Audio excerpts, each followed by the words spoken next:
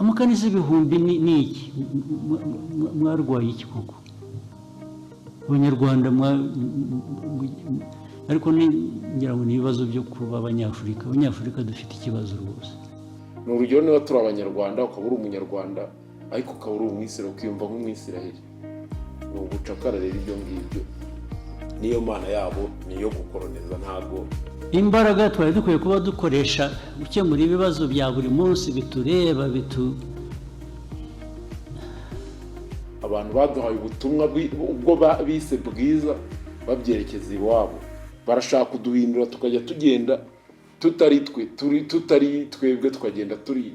Ni igihe kigeze kugira ngo natwe dutekereze mu mutwe wacu, tubimarikemo, dushyiremo ikintu kidukwiriye, tumenye ati ni iki si ubugingo tuzabukora muri uku kwirukanka duhora tugira. Amakanisa ibihumbi ni iki mwarwaye iki koko Abanyarwanda ariko ngira ngo ni ibibazo byo kuba abanyafurika dufite ikibazo rwose. Ni urugero niba turi abanyarwanda ukaba uri umunyarwanda ariko ukaba uri umwisiraheli ukiyumva nk'umwisiraheli, ni ugucakara rero ibyo ngibyo. Niyo mana yabo niyo gukoroneza, ntabwo imbaraga twari dukwiye kuba dukoresha gukemura ibibazo bya buri munsi bitureba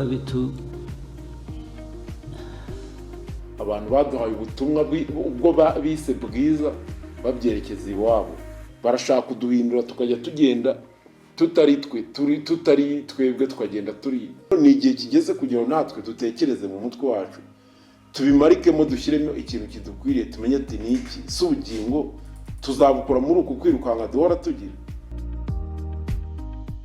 Amakanisa ibihumbi ni iki mwarwaye iki koko Abanyarwanda ariko ngira ngo ni ibibazo byo kuba abanyafurika dufite ikibazo rwose. Ni urugero niba turi abanyarwanda ukaba uri umunyarwanda ariko ukaba uri umwisiraheli ukiyumva nk'umwisiraheli, ni ugucakara rero ibyo ngibyo. Niyo mana yabo niyo gukoroneza, ntabwo imbaraga twari dukwiye kuba dukoresha gukemura ibibazo bya buri munsi bitureba